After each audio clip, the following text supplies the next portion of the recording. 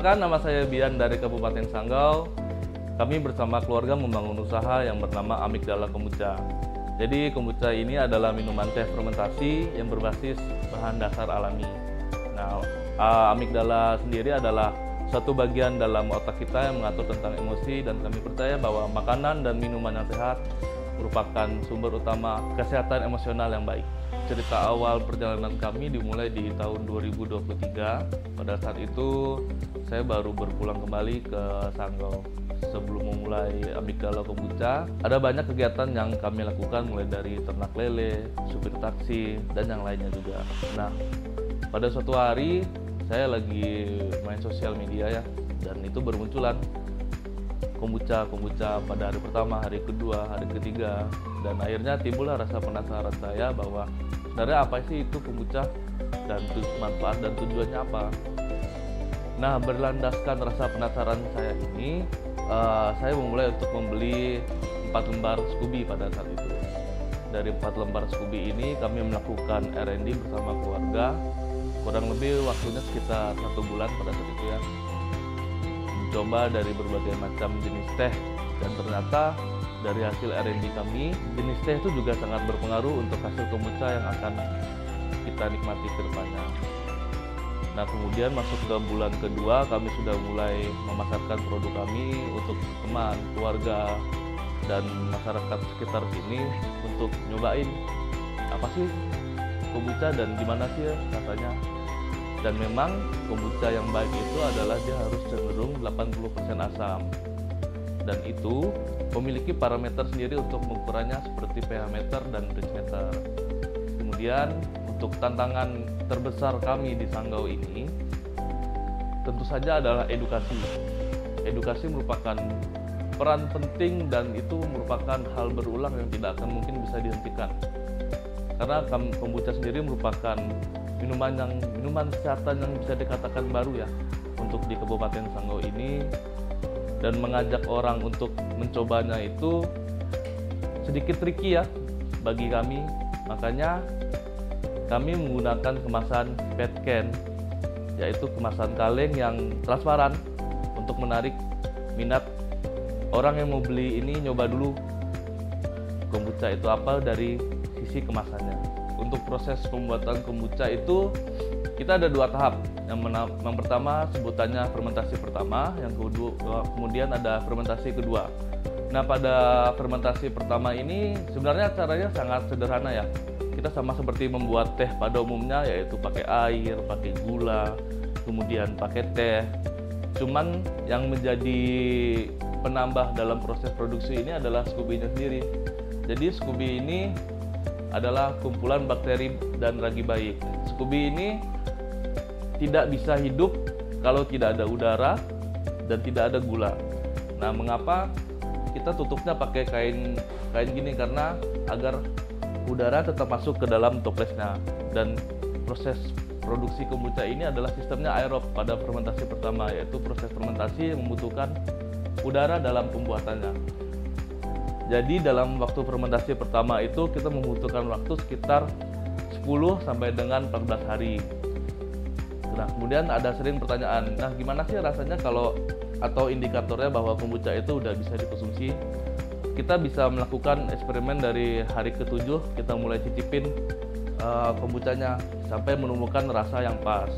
Cuman untuk beberapa brewer ya di Indonesia maupun dunia, kita punya alat namanya pH meter dan Brix meter. Jadi pH itu mengukur tingkat keasaman, yang mana kombucha itu yang baik, dikatakan kombucha yang baik itu ada di 2,5 pH-nya. Dan sedangkan untuk Brix-nya itu kita ada di 5 sampai dengan 6, yang mana Brix itu acuannya adalah kadar gula dalam 1 liter suatu minuman ya. Oke, tadi masuk di fermentasi pertama, kemudian ada yang namanya fermentasi kedua. Nah, di fermentasi kedua ini adalah proses pencampuran rasa. Kita yang awalnya dari teh hijau seperti ini, kemudian kita ingin nambahin rasa yang kita inginkan nih. Seperti misalnya yang kami lakukan ada bunga telang, ada rosella, ada lavender, ada jahe, dan ada buah keranji juga yang merupakan buah lokal khas dari Kabupaten Sanggau. Di dalam proses fermentasi kedua ini kita menggunakan proses fermentasi yang namanya anaerob, yang mana kita tidak membutuhkan udara pada saat proses fermentasinya. Di proses fermentasi kedua ini kita membutuhkan waktu sekitar 3 hari sampai dengan produk ini bisa kita saring dan kita packing dan kemudian kita distribusikan. Peran keluarga bagi kami sangat besar ya, seperti mungkin bisa dilihat di belakang sendiri. Ini adalah proses saat pertama kali kami melakukan produksi, yang mana kebetulan orang tua saya punya pendidikan di bidang pertanian dan pangan ya, yang mana menjadi tantangan terbesar sendiri bagi kami untuk langkah awal, di mana setiap proses harus berjalan dengan baik. Dan pertanyaannya selalu begini, apakah aman kombucha untuk dikonsumsi dan sebagainya macamnya. Nah, untuk menjawab pertanyaan yang dari keluarga sendiri sudah sangat diragukan, akhirnya kami mendaftarkan produk kami ke BPOM. Oleh karena itu, untuk proses produksi dari sistem awal, tahap awal, sistem produksi, kemudian packing, distribusi, kebersihan lingkungan, dan flow kerja di ruang produksi ini, kami sudah memiliki standar BPOM yang mana sangat aman dan dapat dikonsumsi dengan tenang dan sangat menyehatkan. Oke, untuk penetrasi pasar, nah ini karena kombucha di Kalimantan Barat ini sudah ada beberapa sebelumnya yang produksi dan menjual kombuchanya ya. Hanya saja untuk di Sanggau ini kami mulai dari kerabat terdekat, dari keluarga. Kami mulai sistem titip jual, kami mulai sistem refill, dan mengikuti berbagai macam event-event yang ada diselenggarakan di sekitar kota Kabupaten Sanggau ini. Oke, untuk kami sendiri Amigdala Kombucha, kami sudah mendistribusikan produk kami di 3 kabupaten kota yang ada di Kalimantan Barat.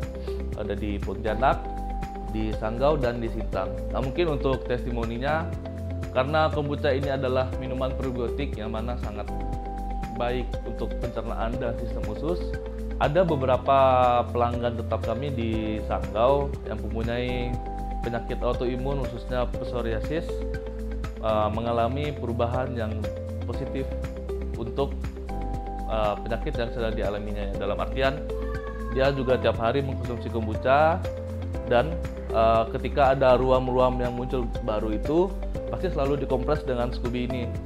Nah, untuk Scooby-nya ini juga sangat baik ya. Kami sudah banyak menangani kasus untuk orang yang punya penyakit kulit seperti eksim. Jadi memang cara pengaplikasiannya bisa dengan langsung dikompres di bagian yang terkena eksim itu, atau kalau mau pakai air dari kombucha ini bisa langsung dioles saja sampai 2-3 kali prosesnya berulang. Untuk bahan-bahan, karena memang tidak bisa dipungkiri bahwa kita di sini tidak mempunyai kebun teh sendiri. Jadi kami bekerja sama dengan petani langsung yang berlokasi di Sukabumi untuk menyuplai teh langsung dari kebun mereka yang digunakan di proses produksi kami. Kami memiliki berbagai varian rasa ya untuk kombucha, ada bunga telang, lavender, jahe, rosella, dan buah keranji. Untuk kelima bahan ini kami bekerja sama dengan rekan yang memiliki bahan-bahan ini, terutama buah keranji yang merupakan buah hutan lokal Kabupaten Sanggau ini. Kami waktu itu dan sampai saat ini masih bekerja sama dengan pemilik buah keranji yang ada di Mengkiang. Nah, kenapa kita bekerja sama dengan petani buah hutan lokal? Karena dengan kita melakukan kolaborasi ini, kami dapat meningkatkan value dari buah hutan lokal itu sendiri. Dalam proses produksi kombucha ini, mostly 90% hasilnya adalah organik. Kemudian 10%-nya apa? 10%-nya hanyalah dari kemasan teh dan kemasan gula. Dari limbah organik kombucha ini, yaitu 90% adalah teh hijau, kami masukkan ke dalam komposter dan kami uraikan menggunakan cairan EM4 dan molase, yang mana dalam waktu sekitar 1 bulan atau 30 hari itu nanti pupuknya sudah bisa digunakan kembali untuk kita taruh ke tanaman-tanaman. Oke, untuk kedepannya kami ingin Produk kami tersebar secara merata di Kalimantan Barat khususnya, karena dengan produk yang tersebar secara merata kami membuka peluang bagi pemilik coffee shop atau tempat gym, serta kami dapat menyebarkan kesehatan secara merata dari manfaat kombucha ini sendiri.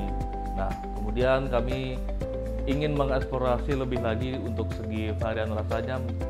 Kedepannya kami ingin lebih banyak menggunakan buah hutan lokal agar kerjasama dan hubungan baik dengan masyarakat dan petani buah lokal ini dapat terjalin dengan baik dan sama-sama menguntungkan dari segi value-nya sendiri. Kemudian dari segi rumah produksi sendiri, kami ingin scale up menggunakan bahan-bahan dari stainless, yang mana selain menghemat tempat dan dapat meningkatkan kapasitas produksi dalam skala yang lebih baik lagi.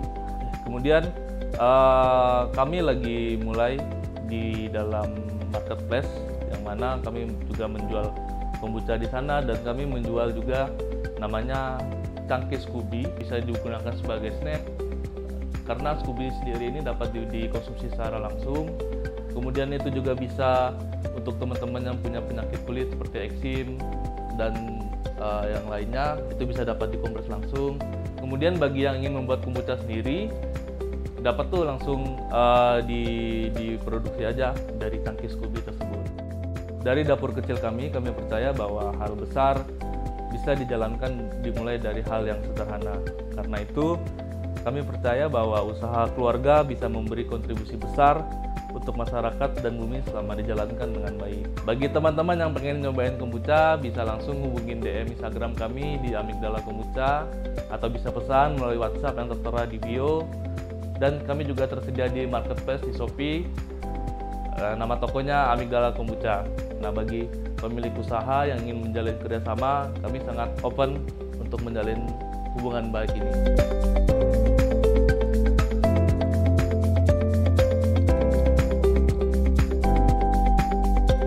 Saya, Ketua Tim Penggerak PKK Kabupaten Sanggau, didampingi oleh Ketua Pokja 2, kami sangat mendukung UMKM lokal, salah satunya Amigdala Kombucha. UMKM bangkitkan ekonomi, kuatkan negeri. Amigdala Kombucha, Sip, Heal, Repeat.